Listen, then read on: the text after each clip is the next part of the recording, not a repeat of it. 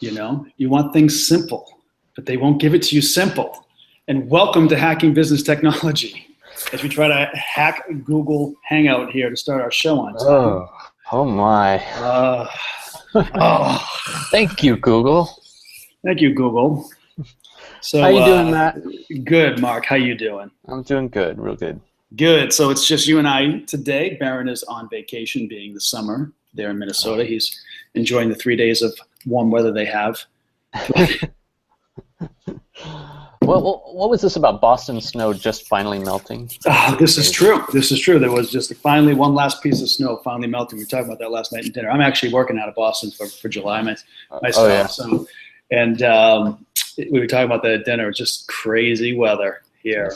And we don't have Farah with us. We need to get her fired so she can start joining us again, because this job's getting in the way of the real important things that she needs to be focused on. That's right. So we got to fix that stuff.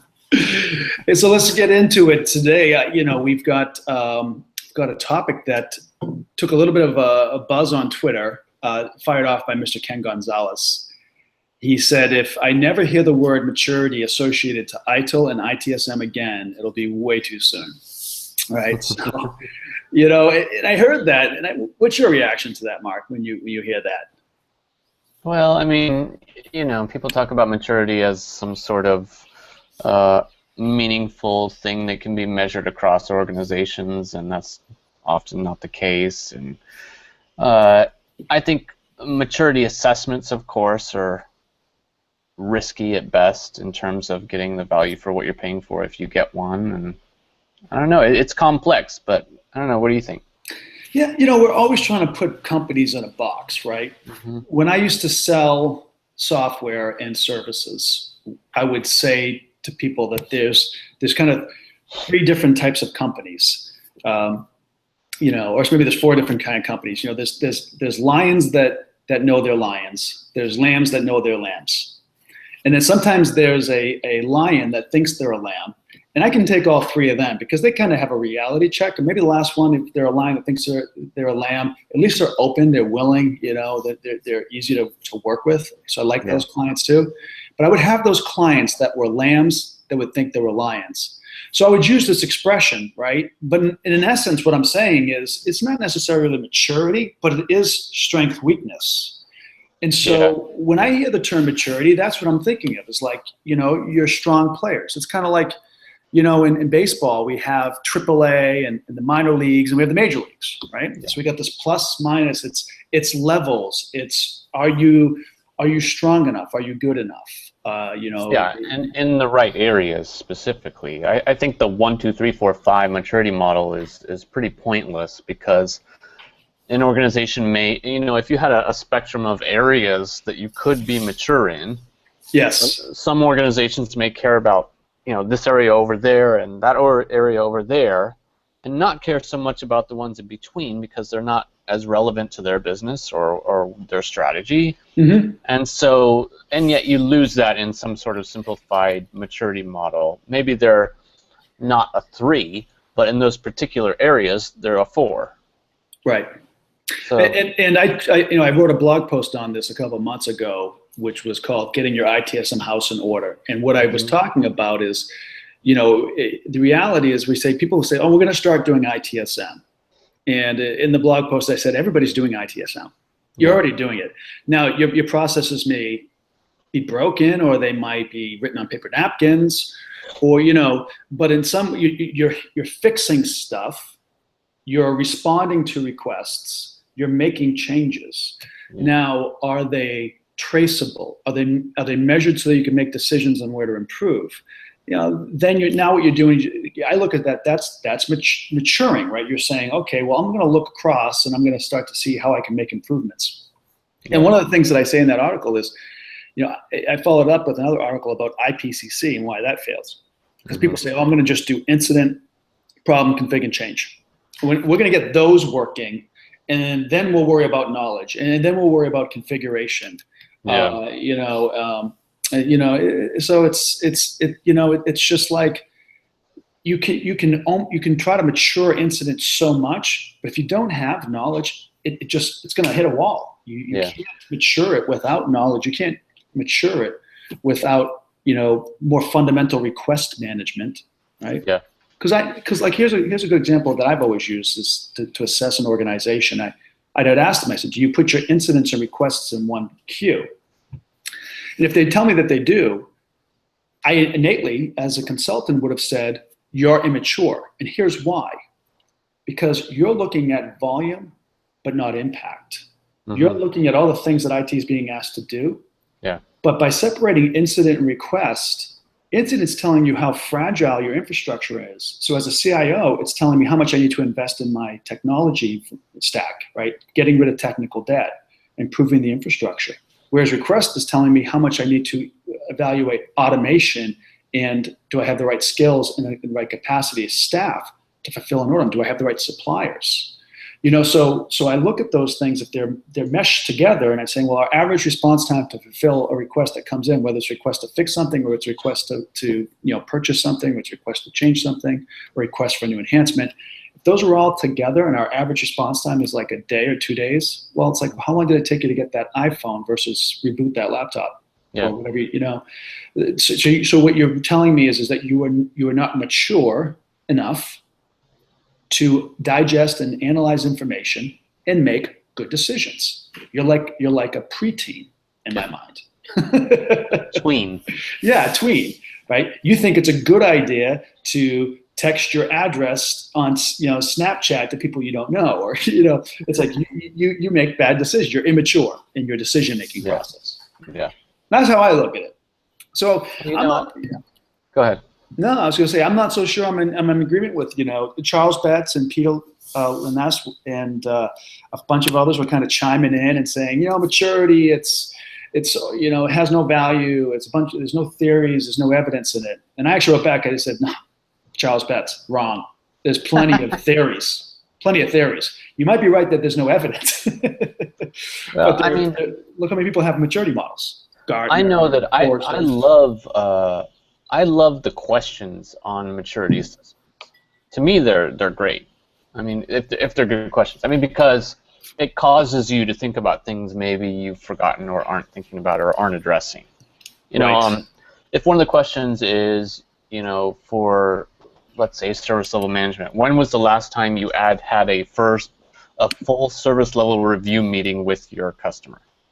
Yeah. I mean, that's a maturity assessment question that is really interesting because you may go around saying, service levels are great. We have a great relationship with our business, but when was the real date of the last time you actually did that? And if it's not within the last year, then perhaps you're not as great as you think you are. Yeah. But I don't know. I love those questions. They're good and stimulating for thinking about CSI and what you could do better. Yeah. However, I look at you're saying some great things there. Like, so, you just said a few terms that I find a lot in higher ed, and I find them, and I find certain financial services organizations typically to be more mature than higher ed. They have more budget. They have the ability to pay people differently, right? So you get a different class of caliber and a different focus. Yeah. But so a lot of the financial services organizations that I've worked with, they don't call their internal business customers, right? They don't have discussions about their service levels to those internal folks. They're really thinking about the business services, and they're talking about end customers. And they're mapping their availability and response times and new feature release cycles to external customers in a very direct manner. They have more business liaisons or business relationship managers, where I don't see that as much as higher ed. Right? There's probably not as much, student and faculty interaction with the majority of your IT, right? Well, I mean, it depends. When I was in financial services before higher ed, I think our model was a little bit different there because we were an outsourcing organization. So our customers truly were... You were shared service? Banks, yeah, our banks and mortgage companies and those kinds of things. So we talked a lot about our customers in that regard. In some ways, central IT in a higher ed organization can work the same way, where it's working with other IT groups in the schools, and those IT groups care about their end customers, being the students and the faculty and that sort of thing. But central IT is more serving them. That's kind of one model I've seen. Yeah. That's interesting. And then that becomes an appropriate relationship. I know that, so for instance, the M&M makers, Mars GSI, I think it's called, it's Global Shared Services or something like that, in information. They have a privately held company that serves, Wrigley's gum, which is not wholly owned by Mars, right? And they serve Uncle Ben's, and there's like SLAs with Wrigley's, and so that that makes sense to me that they would call obviously them a customer because they truly are separate organizations. But I never heard people. I said on a customer service chat one time about customers. I said we got to get IT people to stop calling the internal business partners customers. And Roy Atkinson, who I'm, he's accepted my challenge to come on and talk about this. So we're not going to have this debate right here with Roy, but we will get him on there and have this debate. I said no. You go into McDonald's and you're called a customer. And I said, but that's exactly the point. The person working the fries doesn't call the person at the cashier a customer. They call the other person across the counter who walked in as a customer. Yep. And it's the cashier and the fries working together saying, do we have fries? You have to cook them, and setting expectations. And so there's a supplier relationship that happens internally, but it's got to be a partnering, coordinated effort. And then you don't waste a lot of time. Certainly if they are partners. A lot of times they're not. A lot of times we want to think they're partners, but they're not. Yeah. But, so what that goes towards is, truly what we should be measuring in terms of maturity is our business and our services and our business technology. It would be great to have a maturity assessment of our business technology that incorporates all the ITSM facets. Because you truly are missing out on the business outcomes if you're just talking about maturity of processes, right? Yeah, and I wondered, is maturity the right? Was Ken Gunn taking issues with the word maturity? Right? As if just because you don't do these things, you're immature. Even though not doing those things may be completely appropriate and fine for your business. You may be hitting your corporate goals, even though you're not doing these things, which others would somewhat deem mature. And so I was kind of trying to put an analogy, which is so hard on Twitter, right? You have 140 characters. But I was basically saying it's like a 1-year-old crawling, that's fine and okay. A 10-year-old crawling, well, they could have been hurt, but they may be playing. A 30-year-old crawling is probably a bad time. Yeah. Well, and it's also hugely important to realize that maturity has to change and does change. The definition of what's mature is not the same as it was 5 years ago. That's right. And that's obvious. There's a lot of companies out there that have those maturity assessment questionnaires and that sort of thing, and there's some of them that just are outdated. I don't want to be that kind of mature. Right. Run my business into the ground. That might have been what was considered really mature a while back, but not anymore. Yeah. And so, maybe it needs to be more around a governance model than a maturity model. Like, depending on your risk levels, maybe you need more change control here because you're in the regulatory field and you have to have Sarbanes-Oxley, or you're a pharmaceutical company and you have to have CFR 21 Part 11E signatory on all your changes, right? Yeah. Whatever. But even then, it's interesting because Gartner has an IT maturity model. Yeah. And we just hired at Landesk. We just hired a woman named Patricia Adams, and she used to be the IT asset management analyst at Gartner. And I had a chance to travel with her this week as we were going to some different events.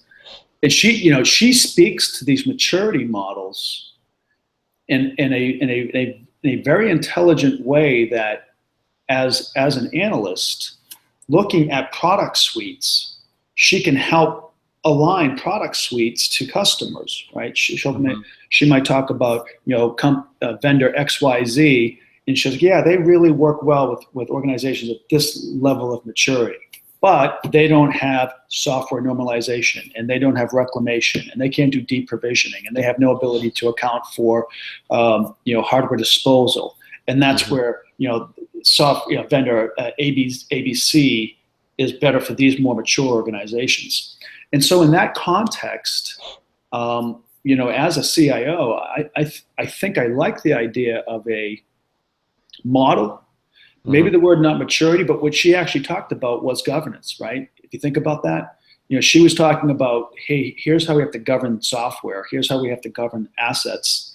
If we're an organization that isn't going to get, lose our, again, go back to pharmaceutical, we're not going to lose, our drug's not going to be pulled off the street by the FDA if we don't dispose of our hardware appropriately. So it's not that I'm immature. I just don't need that level of governance. I think that's great, but if you're gonna go in that direction, then you have to add the other side too. So let's say maturity is based on governance, and then on the other side, agility and innovation. Right?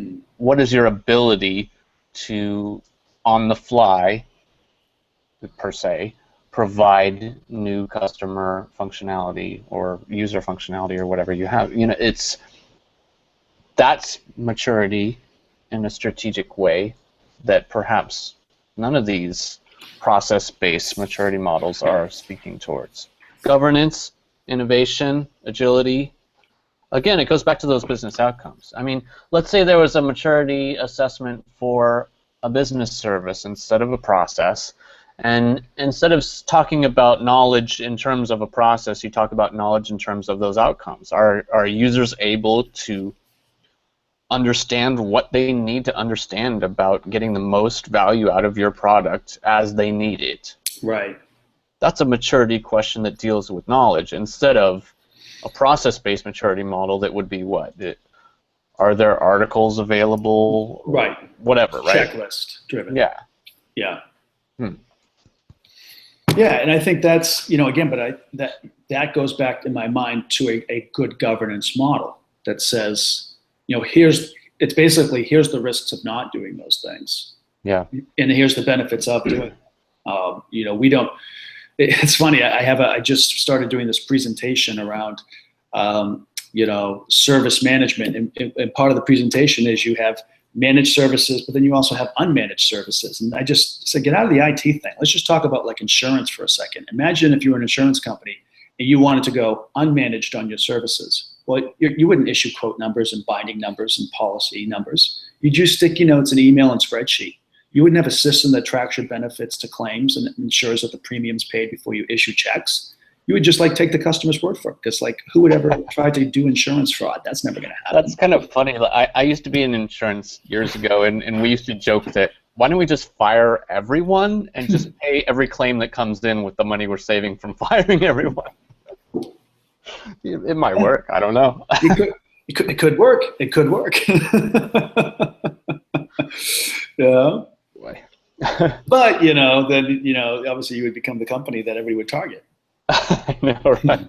I'd become popular really quick. Yeah, yeah. So that's the reality, though, is that some level of governance, you are going to be doing more governance than in other areas. Yeah. And some organizations are starting to get hip to this, right? Because you hit a huge point, to be agile and be innovative, which in the same presentation I actually talk about innovation management. How are you going to govern ideation? How are you going to govern feedback? Yeah. Because if there's not at least some level of control, and I hate to use that word, but if there's not some level of how this stuff kind of bubbles in and gets ranked up, you could go down a rabbit hole pretty quickly. It's who is your customer? We recently internally just had this conversation. We listen very closely to our community, right? So we take the community list of features or bugs, and we're bringing those in, and we're on a quarterly release cycle trying to fix those things and give them those features. But one of the things that we may not have been doing as well is listening to the sales engineers who are talking to new customers. So while we're very responsive to the existing customers we have, we might not be doing the things that we need to do to attract new customers. Okay. So what you're talking about there is not just control, but enablement. Enablement, absolutely. Governance has to be both. And I think that's a much better definition of what governance is. Not just controlling what people are doing, but ensuring that you're doing everything you could be doing. Yeah. Right? Yeah. So I do think in that way, governance when it comes to innovation isn't just to make sure that innovation doesn't get out of control, but it's to make sure that innovation continues to happen in every possible opportunity. Yeah, it's kind of like the article I wrote on shadow IT, it's like if we stopped worrying about and moaning about the fact that they used their own money to buy their own assets so they can manage them themselves, and focused on, okay, what can we do to train them to make sure that there's a disaster recovery plan, that there's some level of security, that the suppliers are going to be able to respond effectively or has the right capabilities to support their needs going forward, which are things that IT has great skills in. Those are areas we actually do a really good job. Okay, so we weren't able to build a HTML or mobile app as fast as this other supplier. Fine. Step back in and just be a partner. You don't need to invent it here every time. Start using the skills that you do have as a business partner and be an enabler. Right? Yeah. Focus on enablement. I love it. It's interesting. I'm also dealing with a situation right now where I'm seeing how maturity can change overnight, pretty much, in an organization, and that's kind of scary. Something I think I wasn't really prepared for.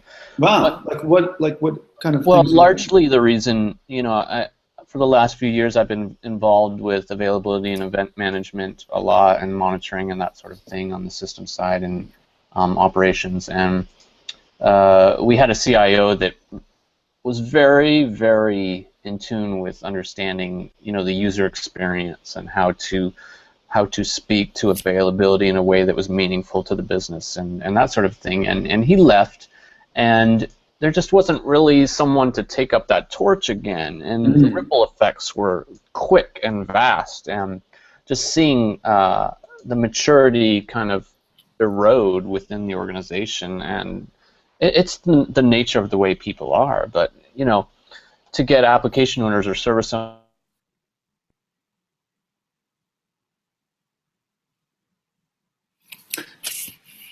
Did we lose you, Mark? I think we might have lost you. We'll give Mark a second to get back in.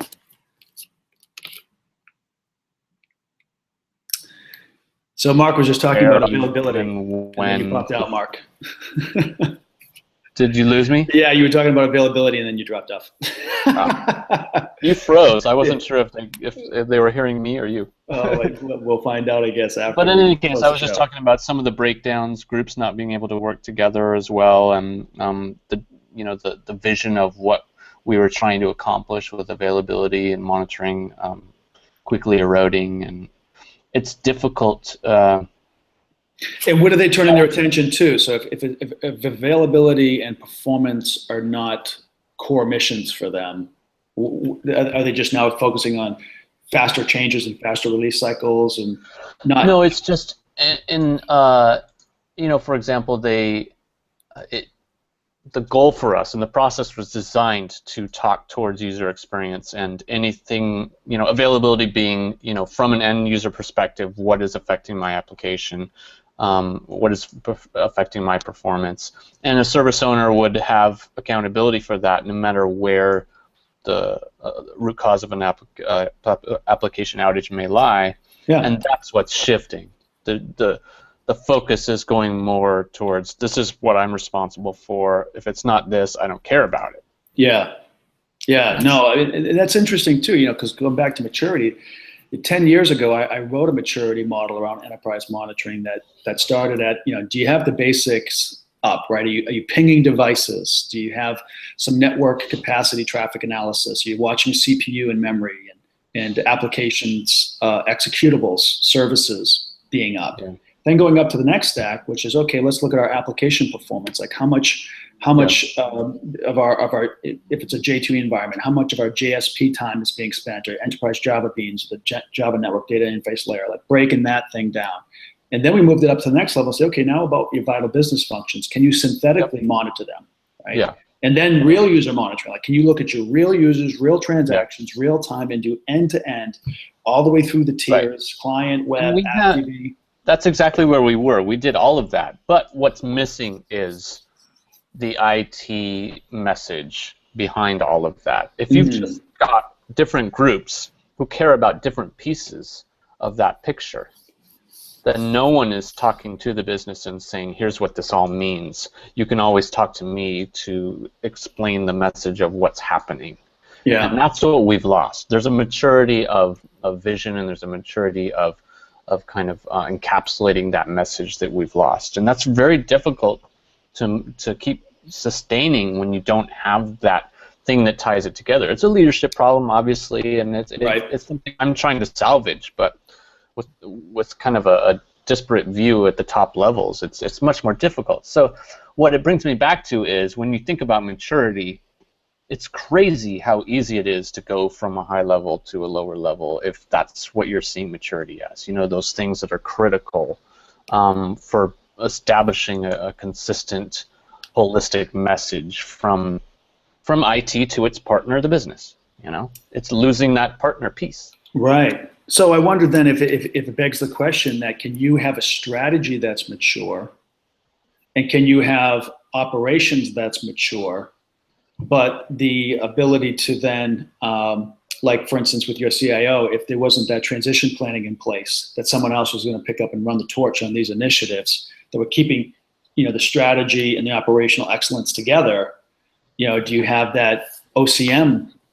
Yeah, exactly. Yeah. It's back to the same thing that we're always talking about, right? I mean, it's like, if you don't have OCM maturity, then you're pretty much screwed. Yeah, yeah. Because at the end of the day, that's what it always comes down to. You know, I mean, I can't tell you how many, you know, and I actually teased a prospect one time when I was selling them a service management product. They were saying, you know, what's going to be our biggest challenge in getting this in place and running? I said, you. Yeah. You know, that technology is going to work. They all work. You know, but and you see that in mergers and acquisitions as well. Someone will buy a company that's really mature in a lot of areas, and it will go to crap right away because they removed the people factor, and they've got all these great bells and whistles that mean nothing without the message behind it. You know? Yeah, and that's the problem. You know, that's the problem with some of these demos. It's kind of like one time I was selling ServiceNow, and they asked me, you know, how long will it take to stand up? I said 15 minutes. And they said, no, really, how long will it take to stand up? I said 15 minutes. It's a cloud instance. I'll spin you up. I said, what do you want to do with it? Yeah. You know, it's just like, do you want to put the disciplines behind the people actually putting the data in and sitting down and actually thinking about your workflow and your processes and the reports that you want?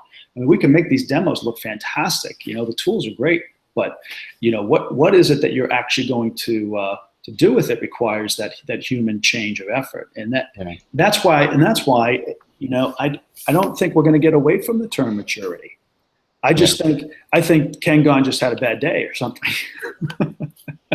Well, I totally understand probably where he's coming from, and that's that there is not one definition of maturity, you know, and so is there even a point of talking about it? Yes, there's a point in talking about it, but we have to be agile with our definitions just as much as anything else. Yeah.